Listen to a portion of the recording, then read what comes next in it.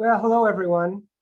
I'm Peter Newman, the director of CEVR, the Center for the Evaluation of Value and Risk in Health, and really delighted to welcome you to our webinar today. Thanks very much for joining. The Cost Effectiveness Analysis Registry, as many of you know, is a comprehensive database of published cost effectiveness analyses. The registry has grown a lot over the years, from a few dozen studies to over 10,000 today. But the mission is the same, to help identify society's best opportunities to improve health given our resource constraints. Our aim has been to help decision makers around the world make more informed choices in their resource allocation decisions, whether investing in public health programs or trying to align drug prices with value. And the vision has always been that this database is a global public good. We want as many people as possible to use the data. So the database has undergone a lot of improvements over the years, and today you'll hear about some exciting updates to improve the user experience. Literally hundreds of people have worked on the registry over the years, and we really want to thank all of them. And special thanks to David Kim, who now heads the registry, for all of his hard work and leadership over the past couple of years, and his team, Lauren Doe and Elliot Krummer, and you'll hear from them today as well. So without further ado, let me turn it over to David Kim. David, over to you. Right, thank you very much, Peter. And before we begin, if you have any questions during the webinar, please use the Q&A box to leave your question. We will have a time at the end to answer some of your questions. And as Peter alluded to, this is really historical milestone for our registry, where we started new era for the CEA Registry with the updated website that substantially improved user interface, data visualization, and search functionality. We're confident enough to officially launch our website with this webinar, but improvements will be continually deployed over the next few months. However, let's take a step back and think about why we create and maintain the CEA Registry database. So decision-making in healthcare often requires answering challenging questions. For example, should clinicians check every adult blood pressure? Should a health plan's drug formularies cover new and expensive drugs? How should vaccines and treatments be priced during a pandemic? And one approach to help such a decision is to conduct cost-effectiveness analysis that explicitly quantify trade-off between benefits, harms, and cost associated with different interventions. CEA cost-effective analysis aims to quantify such trade-off and inform whether the additional resources required by intervention are truly worth the additional health gain produced by it. And for those who might not be familiar with our registry database, we have a comprehensive database of published cost-effectiveness analysis on a wide variety of disease and treatment. We maintain two registry databases, CEA Registry database for cost per QALY studies, quality adjusted life years, and Global Health CEA Registry for cost per DALY studies, disability adjusted life year. And our registry's mission include, we hope to use our registry help identify society's best opportunity to improve health. And second, the registry can help inform resource allocation decision. And finally, our registry also aims to move the field toward the use of standardized methodology to improve quality and comparability across cost-effectiveness analysis. So let's take a brief look at our database. As you see in this graph, there has been substantial growth of cost per QALY studies over time. Overall, our registry included over 10,000 cost per QALY studies to date, which provides over 24,000 intervention-specific cost-effectiveness ratio, and over 36,000 health-related quality of life weight reported in published cost-effectiveness analysis. And our registry data divided into three parts: method, ratios, and utility weight. Method part include information related to study characteristics, such as author affiliation, study funder, discounting rate, time horizon, and study quality. Ratio parts include intervention-specific ratio information, such as target population, intervention, comparator, perspective, and incremental cost-effectiveness ratio. Utility weight part include health state utility information reported in the study, such as health state, utility weight, and elicitation method. So the registry has become one of the most well-known database in health economics and outcomes research. However, the beginning was relatively small. So this was where it all began in 2002, exactly 20 years ago, when our director, Peter Newman, started building the registry database with a handful of smart people, including Paige Lin and Natalia Olchansky. As you know, now they're seasoned faculty at CEVR. Obviously, they got some help from kind of hard copy data collection form, looks exactly like this, and a fancy overhead projector in the background. However, building the registry at current scale is not a small project. In our standardized process, after structured literature search, at least 2 readers screen and read each article and make decisions whether study meet our inclusion criteria. And once they did, readers extract information and hold a consensus meeting to ensure quality of data collected. And the data finally made into our registry. With the back of envelope calculation, I estimated about over 40,000 person hours were invested in building the registry. And if you think about this, this is almost equivalent to building 22,000 square foot house. And all of this effort should credit to over 165 readers to date. And we try to put all of their names in this figure. Huge thanks to all of those readers who helped build the registry so far.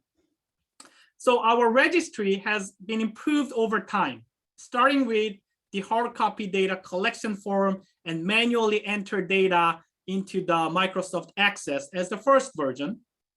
Then the registry has a web page for readers to collect information handily and for users who can search our database. And today we are very excited to launch CEA Registry 3.0 with the updated website that substantially improved user interface, data visualization, and search functionality. However, before our team walk you through about our new webpage and how to use, I'd like to share some lessons we've learned from over 10,000 published cost effectiveness analyses we've collected in our registry. Most importantly, our database continues to offer insight into value for money evidence across different disease areas and intervention type. For example, our registry shows that public health intervention, such as subsidizing fruit and veggies with U.S. Supplementary Nutrition Assistance Program, called SNAP, to be a cost-saving strategy. CAR T therapy for adult patients with a relapsed or refractory large B-cell cancer is considered cost-effective. However, adding a third-generation tyrosine kinase inhibitor for non-small cell lung cancer treatment, or adding bevacizumab to first-line chemotherapy for metastatic colorectal cancer are considered less cost-effective. Adding PCSK9 inhibitors to statin would not be cost-effective at the original launch price at $14,000 annual cost. So our databases help answering questions about which intervention provides good value for money across different disease areas and intervention. And one interesting question is that whether this value for money evidence has changed over time. So the second thing we learned was that after inflation adjustment, reported cost effectiveness ratio remained relatively stable over time. So this graph shows changes in reported median ICERs and their interquartile ranges over time. As you see, since 2000, the inflation-adjusted median ICERs are relatively consistent around $30,000 per QALY. However, with the emergence of novel interventions with high prices, the interquartile range actually has widened over time, highlighting greater variability in cost-effectiveness ratio in recent years. So what does this trend show? First, the intervention's price has increased over time, but benefits have also increased as well. Accordingly, the overall value of new technology may remain relatively consistent over time. Second, as cost-effectiveness analysis is recommended to be compared to the next best option, the marginal value gained from new intervention, when it is compared to the next best option, might still remain consistent over time. The third thing we learned was that although reported cost-effective ratios remain stable, citations of higher cost-effectiveness benchmark has become more popular. In this figure, I'm going to show proportion of commonly cited cost-effectiveness benchmark by authors of US-based cost-effectiveness analysis. As you see here, the citation of $50,000 per QALY as a benchmark has continued to drop, most notably since 2015. In contrast, the citation of higher benchmarks, such as $100,000 per QALY, or even $150,000 per QALY, continue to rise. Among the US-based CEAs published since 2020, more than 80% of them cited at least one of these higher cost-effectiveness benchmarks. So why this trend happened? Obviously, if we can simply adjust $50,000 per QALY benchmark for the inflation, it really becomes close to $106,000 per QALY in 2020 US dollar. However, there are other factors as well.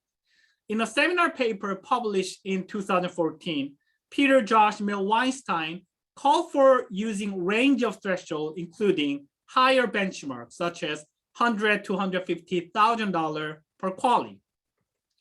In ICER's most recent assessment framework, value assessment framework, they also maintain similar health benefit price benchmark of between $100,000 to $150,000 per QALY or equal value of life year gain. Finally, an empirical estimate of US-based health opportunity cost came out as $104,000 per QALY. So all of these have become a driving force for the use of higher cost-effectiveness benchmark, particularly in the US. Final lesson we learned is that we observe non-health impacts that fall outside of healthcare sector, such as patient time, productivity, effects on caregiver, are not consistently captured in cost-effectiveness analysis.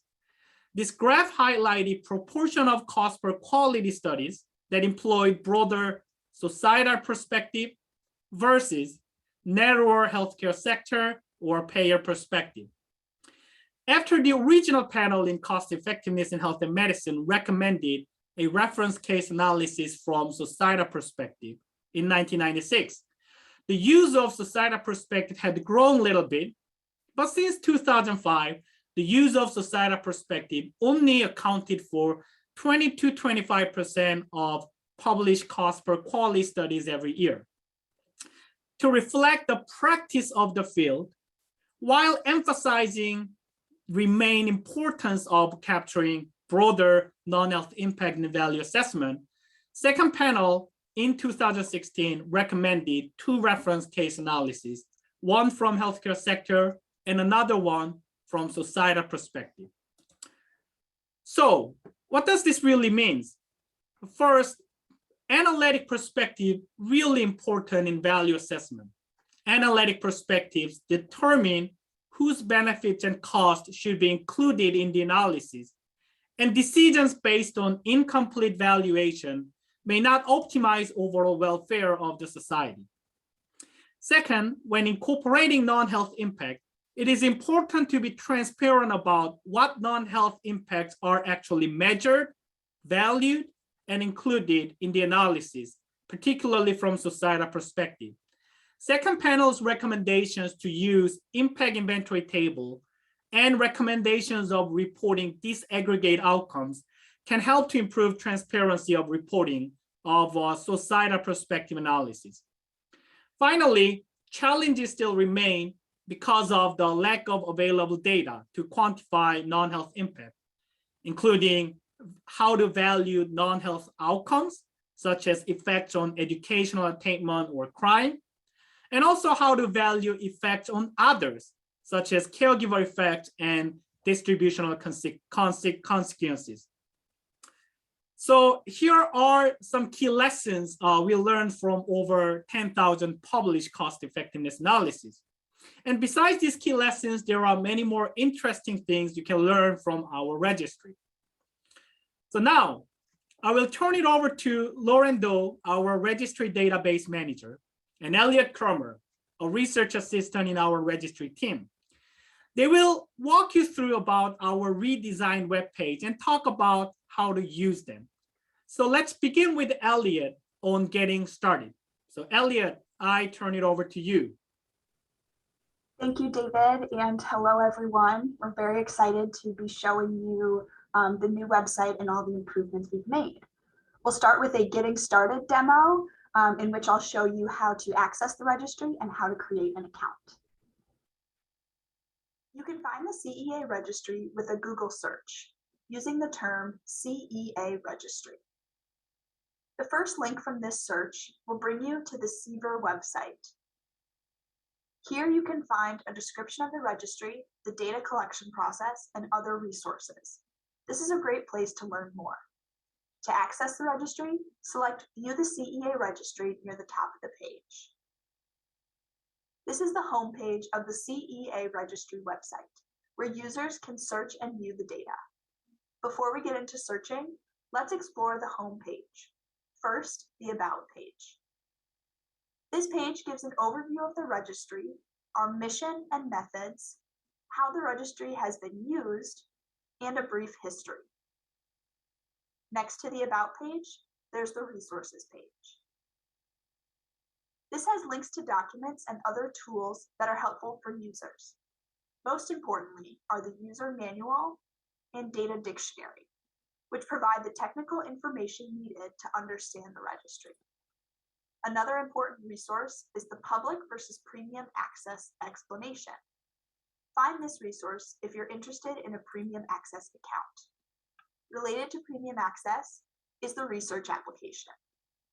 Other resources link to more CEVR tools, like the DALI calculator that converts health outcomes into DALIs, or the Model Clearinghouse that has a collection of open source CEA models. To return to the homepage, select the registry logo. The final tab on the homepage is to log in. Users with premium access will use this to log into their account. But let's say you're a first-time premium user. To gain access, contact your organization's administrator or reach out to the registry team directly. They'll add your email address to your organization and you'll receive an email that looks like this. Select Set up my account to access the account creation page. On this page, you will enter your name and organization and create a password. Your email address will be your username and cannot be changed. After you enter your information, select Create Account. You'll be directed to the login page. This is what you'll see every time you log into the registry. Enter your email address and password for premium access to the registry. After you log in, you'll see your name in the upper right-hand corner. Open the drop-down menu to access your profile or log out.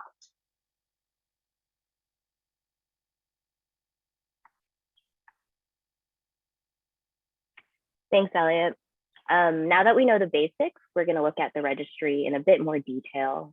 Starting with the method section, I'll show you different features you can use to search our registry.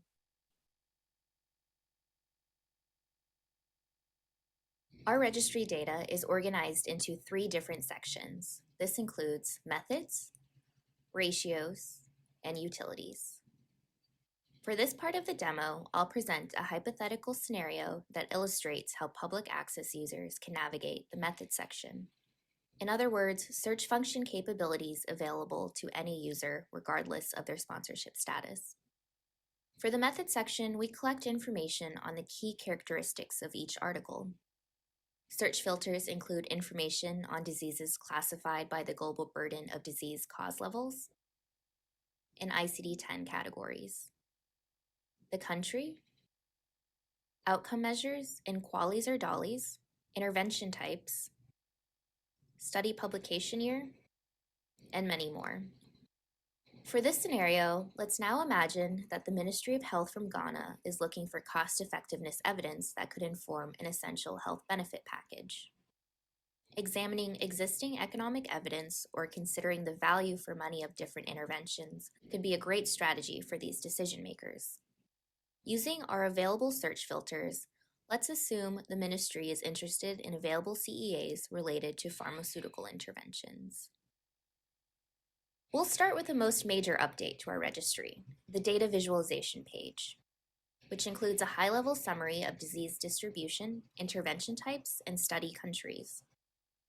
Right at the top, you can see that their search turned up 22 unique CEA studies. Of those 22 studies, a majority focused on infectious diseases. Also, it looks like a handful of CEAs studied other interventions such as care delivery or screening, alongside pharmaceutical interventions. In addition to studying Ghana, the heat map shows that other sub-Saharan African countries were included in the studies they've searched.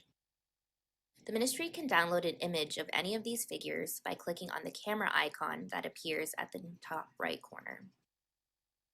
For the Ministry of Health in Ghana, the data visualization page is a great way to get a quick snapshot of all of their search results. Let's return to the results page and view these CEAs in depth. Each of these boxes represents an individual CEA study labeled by the article title.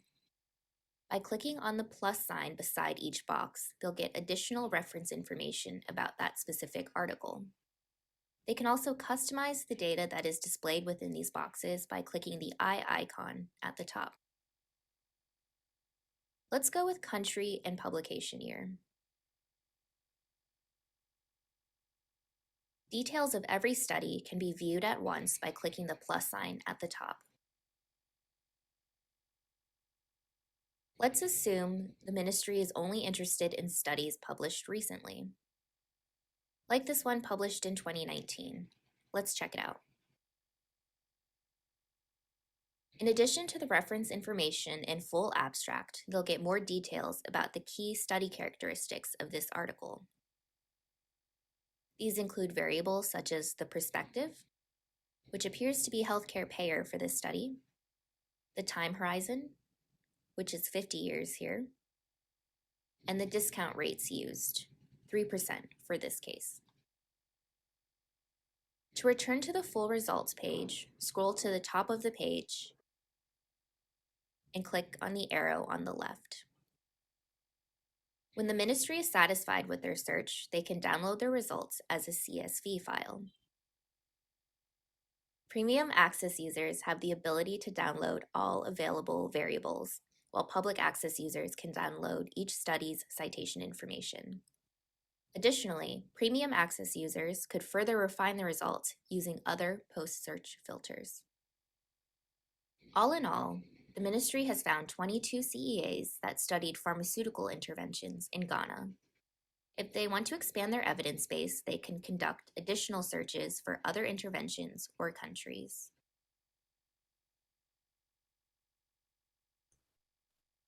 Thank you, Lauren. For our next demonstration, we'll show you a different scenario and a different search strategy, this time looking at the ratios section of our registry. The ratio section of the registry contains data on the results from cost-effectiveness analyses. Let's imagine the CDC is interested in finding cost-effectiveness evidence to inform recommendations for breast cancer screening. They could start with a keyword search using the term breast cancer. There are 1,203 ratios relevant to this search. An important thing to note about the search results is that a CEA study may be listed multiple times. When searching the ratio data, each search result represents an intervention-specific incremental cost-effectiveness ratio, measured in dollars per QALY or DALY. For example, the first ratio and the third ratio on this page have the same title. If we expand both of them, we can see that they have the same article ID, confirming this is the same study. We can also see that the interventions being evaluated are different. The first ratio evaluates a screening program, and the third evaluates no program with women receiving screening elsewhere. Another important thing to note is the ratio itself. The first ratio is listed as $52,000 per QALY. All ratios displayed on this site are converted to current year US dollars for easy comparison across different studies. The original ratio and its currency type and year can be found in the full downloadable dataset. Back to our example of the CDC. Based on this search, they know there is a lot of CEA evidence for breast cancer. Since they're interested specifically in screening, they could narrow their search. Click Edit Search to add more filters. They can keep breast cancer as the keyword and specify the intervention type as screening.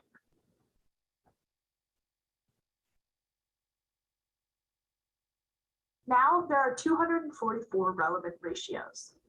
If the CDC wanted to narrow the search even more, they could use the post-search filters.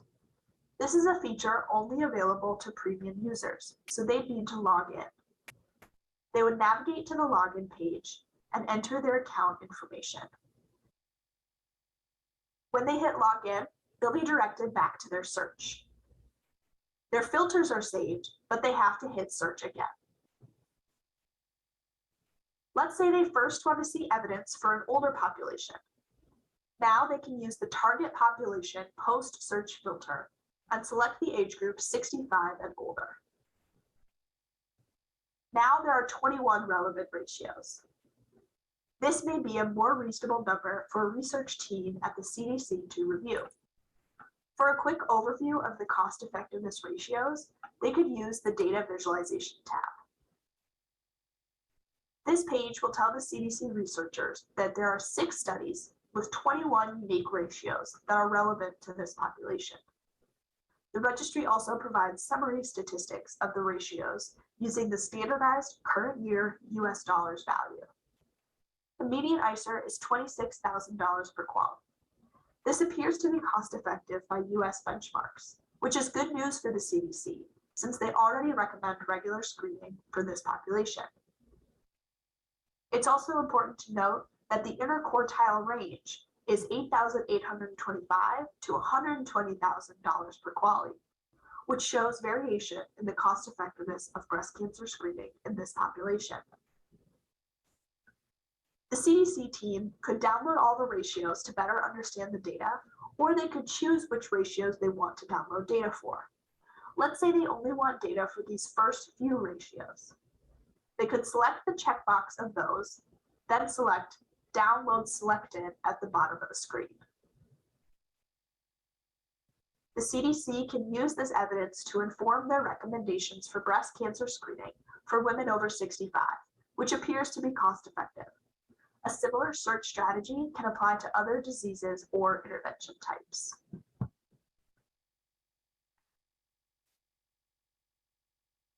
Okay, thanks again, Elliot. For the last part of our demo with another hypothetical scenario, I'll walk you through the different components of our utility section. Utility weights are a critical component of value assessments. Our utility section includes utility weights used in the CEAs if the health state and preference scores were reported in the article. To demonstrate this section, let's imagine researchers at Company X are conducting a CEA for a new drug they have in the pipeline to treat Duchenne muscular dystrophy, or DMD. They'll need utility weights for their study. However, utility weights for such a rare disease are difficult to measure, so they turn to the CEA Registry to find existing utility estimates. They can start with a keyword search using Duchenne muscular dystrophy on our basic search feature. The utility weight section is limited to two major filters. These include the health state of the utility and the publication year of the corresponding CEA. Given these limitations, the researchers may opt to use our advanced search feature, which is available for both premium and public access users. This feature will allow them to customize a search using basic Boolean operators such as is or is not, or and, or. To keep their search broad, they can search keywords such as Duchenne or DMD. Since health preferences for this population are difficult to measure, as suspected, there are very few results. There are only 18 published utility weights related to any stage of Duchenne's. They also all appear to be published in the same CEA. Similar to ratios, each box represents a unique utility weight, and multiple utility weights can stem from the same study. To get a high-level overview of these available utility weights, they could use the data visualization page. The data visualization page for utility weights offers a bar graph that illustrates the number of utility weights that fall within a certain range of values. If available, the bar graph could also be stratified by the types of utility weight. That is, utility weights, incremental gains, or disutilities. From this search, we can see the utility estimates range from 0, possibly for the more severe Duchenne stages, to 0.9, which could correspond with earlier Duchenne stages. When you hover over each bar, you'll get basic summary statistics about the utility weights that fall within that range, including the mean, standard deviation, median, interquartile range, and number of utility weights. Let's now return to the results page. With such few utility estimates, the researchers could broaden their search to include health states that are clinically similar to the conditions of Duchenne. Using the edit search function, they could include additional health state terms. These terms could be wheelchair or limitations in mobility. Great, they now get 49 results. If they were premium access users, they could further refine the results using the post-search filters.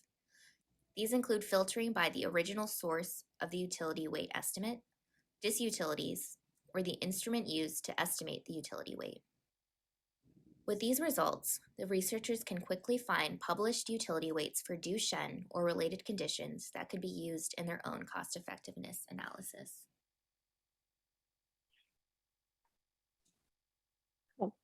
So that includes our demonstration of CEA Registry 3.0. We hope you are just as excited as we are for this next chapter with the modern interface and the new features available to both premium and public users. I'll now turn it back over to David, who will talk about some exciting changes as well. Right, wonderful. Thank you so much, Lauren and Elliot, to all of your efforts to updating this registry, maintaining, and also walk us through the new registry webpage. So I will end our webinar with summarizing what's new with our registry 3.0. So the big change we decided to integrate is to integrate our global health CEA registry with the CEA registry. The major difference between two registries is whether study actually used QALY or DALY to measure health outcome in the cost-effective analysis. However, as a growing number of global health-focused cost-effective analysis employs the QALY as a health outcome measure as well, we integrated both registry into single CEA registry, and we provide with an options to filter out your search by health outcome measures used, either both outcome measures, or if you want specifically looking for cost per DALY study, you can select DALY to filter out to get cost per DALY study. We hope this change help users identify more comprehensive cost effectiveness evidence regardless of different outcome measures used. And our redesigned webpage includes some of the new features as well as updated features from our old versions. And as some of you may know, our registry has actually free public access that include updated advanced search functionality, download citation information of search result, access to new data visualization, and availability of single select search filter. In the meantime, our premium access offers enhanced benefits and features, such as availability of multi-select search filters, download all of the available data based on your search result, customize users within your organization if you have institutional access, and priority assistance from our registry team. So question is that how you can obtain premium access. So here is the step-by-step process for premium access. First, if you're interested in premium access, please contact our registry team at CEA@tuftsmedicalcenter.org. Then we follow up with you to request a short research application form just to better understand how our database will be used and whether our database can be helpful for your project. Once you submit your research application, we will review application. If approved, which is all of the cases in general, we'll send you the invoice and data use agreement. After making payment and signing the DUA, your access will be granted. And although premium access requires access fee, we have been keen to acknowledge fair access to our registry data. With that in mind, we're very excited to announce that for students enrolled in graduate program in the US and other countries, and researchers from low middle income countries without external funding, we decided to offer premium access for free.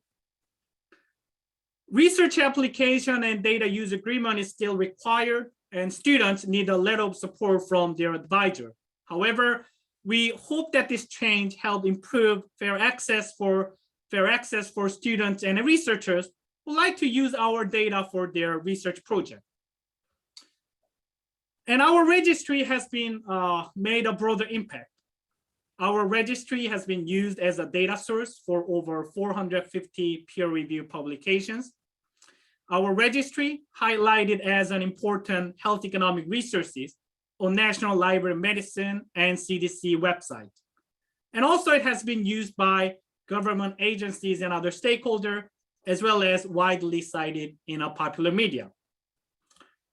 Before we end, I'd like to share one of the exciting collaboration project that we actually recently did. So this is related to the Ukraine crisis. And actually researchers from the ISPOR Ukraine chapter approached us with a list of essential services and key items that would be important during the time of crisis. They basically asking us that whether CEA Registry can inform, prioritize which items or which services we need to prioritize based on cost effectiveness evidence.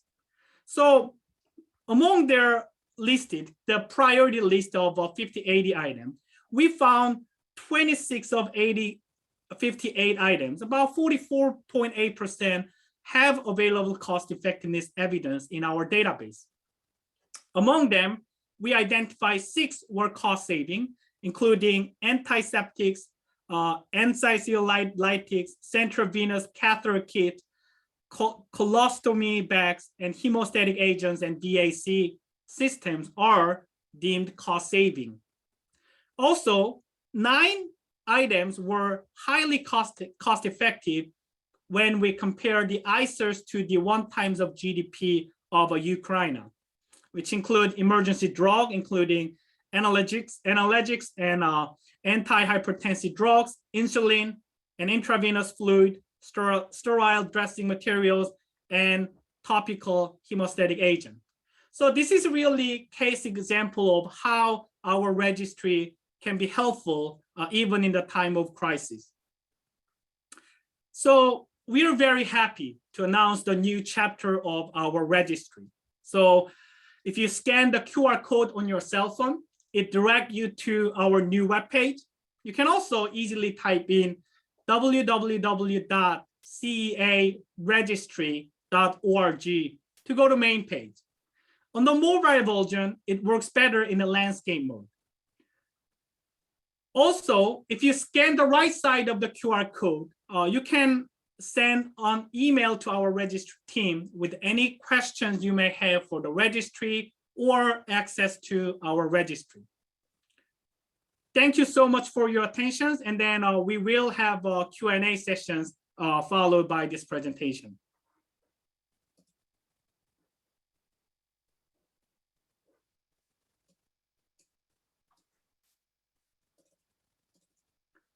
All right, great. So I think that we are having some of the questions flowing in, but if you have any questions, feel free to use the Q&A box.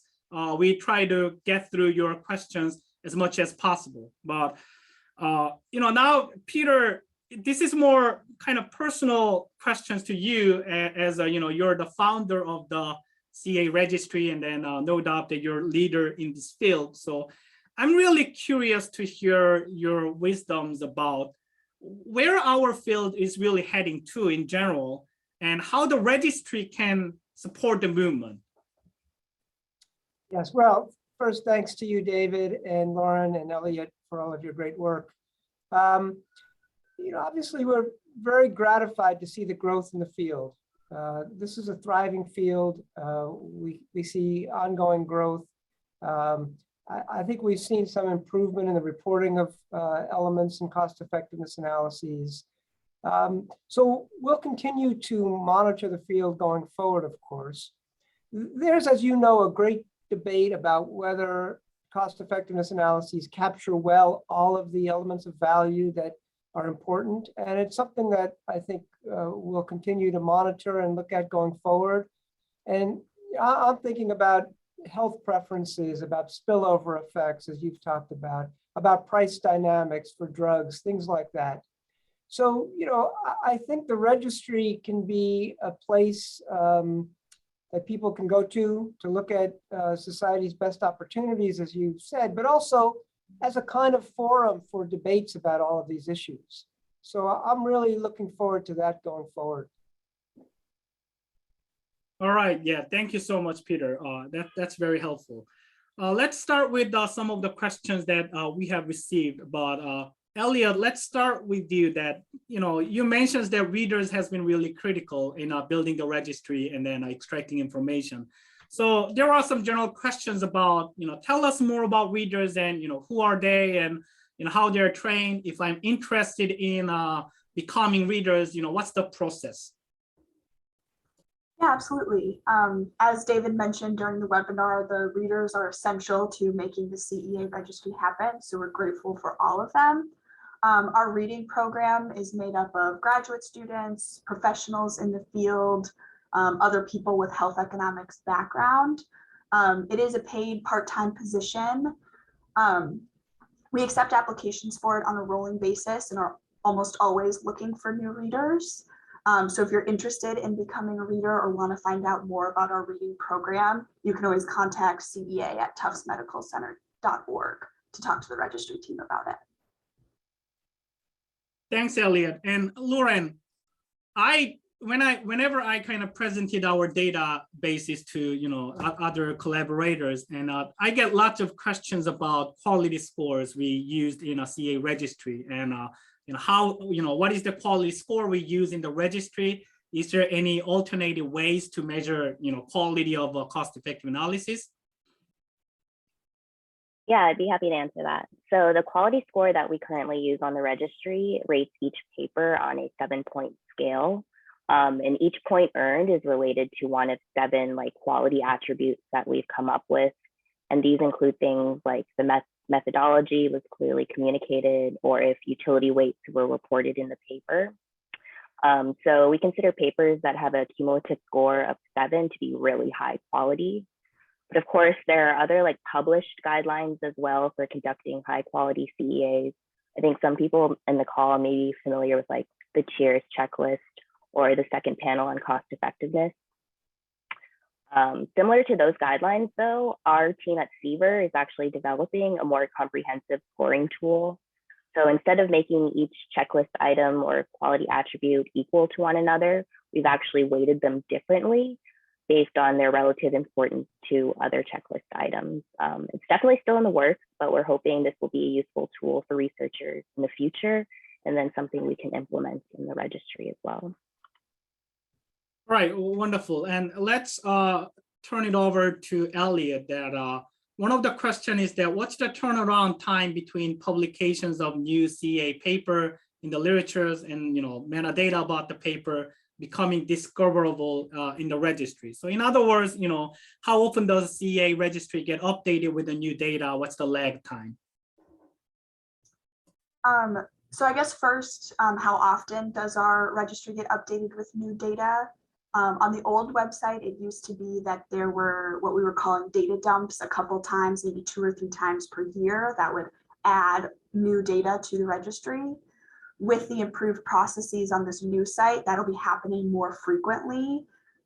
So the website will be updated with new data more often, and hopefully that'll help reduce the lag time of when a study is published to when it's available on the registry. In terms of what that lag time actually is, I know Lauren is probably more familiar than I am, and I know we're a little bit delayed in our reading program right now just because we've been putting efforts into updating the website. Lauren, could you maybe talk about that lag time? Yeah, so the current lag time is probably, sorry, you mean like to get a whole year's worth of papers uploaded, or just between like the reading time and when it's uploaded to the registry? I think from when the study's published to when it actually will go on to the registry. Right, okay, yeah. So we do a literature search each year, right? So it's probably gonna take a full year before it's published and then uploaded to the registry. But then once we do start reading it, it'll get uploaded almost instantly after it's done being read. So probably about a month. Yeah, so I think that in short that it generally, we used to upload, for example, 2021 data by like October or September 2022. So there was like 9 months lag period. But now with the updating our registry webpage, it actually, as soon as we complete a quality check, it becomes made available on the new registry page. So hopefully that will reduce the lag time by probably around like 6 months time frame. We will actually, one of the goals for our registry is to reduce the lag time as much as possible. And there are some few specific questions, but let's go with there are a person interested in hearing about DALI calculator. Can either of you talk more? Probably Lauren. Yeah, so the DALI calculator was something that was implemented on our global health site. I can definitely send you the contact information for whoever's interested in it. But it was a tool developed by one of our postdocs, CU Ma, to help people who are interested in using this tool to recalculate like the DALIs generated from each intervention. Yeah, so to expand further, the DALI calculator, we developed the DALI calculators with the aiming to, how we can convert non-DALI based cost-effective analysis. For example, when CEA is conducted in dollar per HIV cases averted, which is a great measure. Lots of global health CEA is actually still using dollar per HIV cases averted, TB averted, or other types of disease-specific measures. And we're thinking about, the benefits of using quality versus DALI is really, it can compare across different disease area. So how we can do that, and is there any easy ways to convert, HIV cases into like DALI so that you can, there is like provide ways to convert dollar per HIV cases using the DALI attributable to HIV case averted. So, converting from dollar per HIV case to dollar per DALI verdict. So DALI calculator is like freely available online platforms where you can just type in few informations about disease information, age, and then obviously, when the average cohort actually die given the disease area, it will give the disease attributable DALI based on the disability weight. And there is a question about where does one look on your site to see if our organization is already a member? Great questions. And then probably, if you go to the CEVR page, CEVR.tuftsmedicalcenter.org, that's our research center's homepage. And then there is a tab called sponsor. And then if you click those sponsors, then you will see the list of sponsoring institutions. So you will check that whether your organization is already the member. And Peter, this is based on what you said, is there any opportunity to create BCA, benefit cost analysis registry? And I know we've been collaborating with the Center for Benefit Cost Analysis at Harvard, but can you tell me a little bit more about the collaborations with those folks there at Harvard? Sure. This question comes up, as you can imagine, over the years. Right now, the cost effectiveness analysis registry has cost per QALY and cost per DALI studies, as you've been hearing. Certainly, we'd like to make this website and this tool, as I mentioned, a kind of forum for the field. So certainly, it's possible in the future we can add benefit cost analysis. If there's interest out there, perhaps researchers out there who'd like to help us do that, by all means, contact us. This would require, as you can imagine, reviewing this literature, thinking about the variables to collect and how to display them. So right now, it's all sort of we can do to keep the current registries going with all of the new studies. But it's certainly something that we've been asked about before and will continue to think about. Yeah, great. Thanks, Peter. And Lauren, probably this is a question for you on the utility databases and any ways to get measures that were used to measure utility weight. So measures that were used to measure utility weight on which population. So for example, for DMD, it's a childhood disorder. So, I want to know which measures were used, I believe the instruments, and then on which population, such as like children or their population. So can you elaborate a little bit more on the search strategy? Yeah, so I think this person is referring to like the elicitation it's used to like calculate the utility weight. And we do currently collect that. So all new studies published in 2021 forward will have that information. We also collected it in the past for papers published up to 2015. So that information will be available if it was reported in the CEA. Not all CEAs will report it. And that goes the same with like proxy measures. If it was reported in the paper, we'll also report that. But again, there is a gap of information between 2015 and 2021. But all other papers will have that information. Yeah, while we are on the utility side, there are some specific questions about, for example, I like to looking for utility weights for people with ASCVD, cardiovascular disease risk score above 7.5%. So very specific kind of target disease or target population. How I can search utility for this type of population? What types of search functionality I can use? Yeah, that is really specific. And I think the best way to do that would probably to use our advanced search feature where you can kind of build keywords, maybe searching either the abstract of the paper or the health state would probably be your broadest searches that you could do.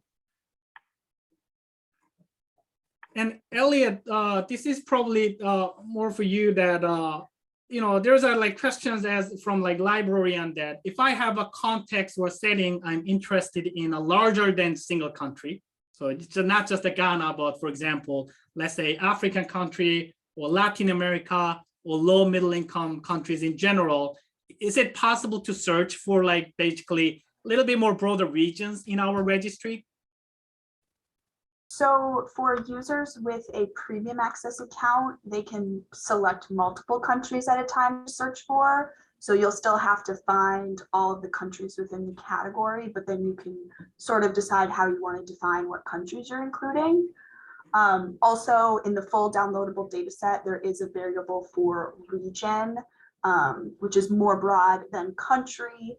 And if you have premium access and download that account, you can find the entries for that region.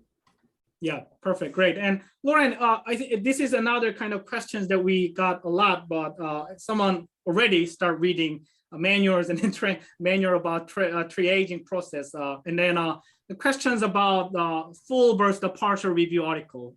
So can you tell me a little bit more about how we triage and then probably what proportions of in general we kind of move on to the partial versus the full review article? Yeah, so after we do a literature search, we pull in thousands of abstracts that could be relevant to our registry, and we have 2 readers reading each abstract. And then we decide whether it should be reviewed fully, so we collect all available variables that we collect, or it should be reviewed partially, where we only collect things like the intervention, the country, things like that. So the criteria for being full review is that it has to be published in a journal with a journal impact factor of 2 or greater. So I'd say at this point, about 80% of all of the abstracts that we bring in actually get read for full review, and the other 20% we'll do for partial review.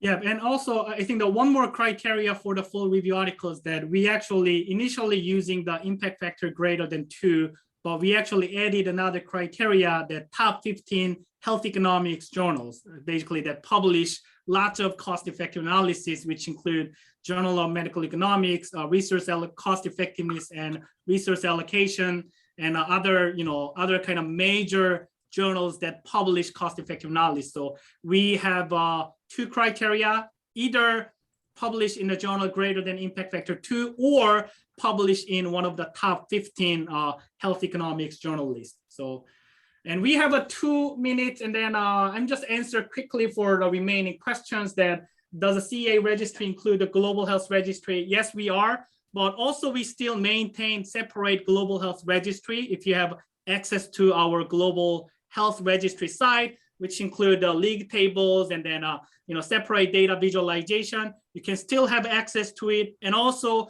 global health CEA registry is still completely open access, so you can fully download the data. And another question is about, is a DUA required for all premium access user? Yes, it is, because of premium access can download the entire data set. And then obviously we like to, I know you don't, but make sure that you use it for the research purpose. Do not sell it for your gains, your financial gains, which are obvious things, but we do require signing DUA for the premium access users.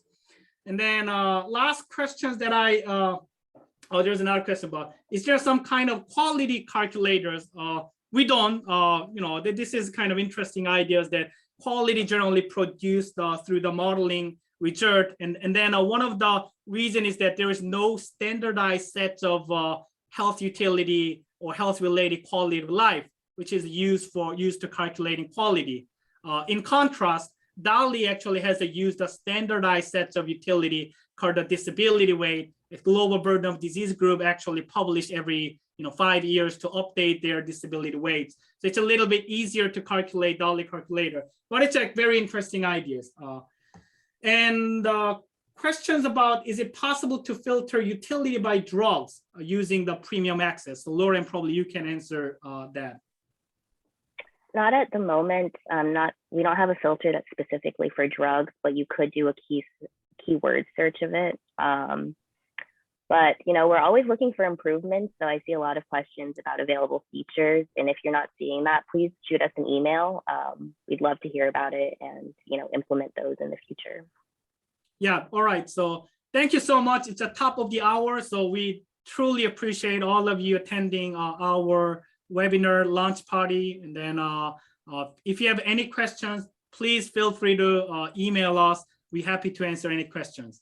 All right. Thank you, everyone.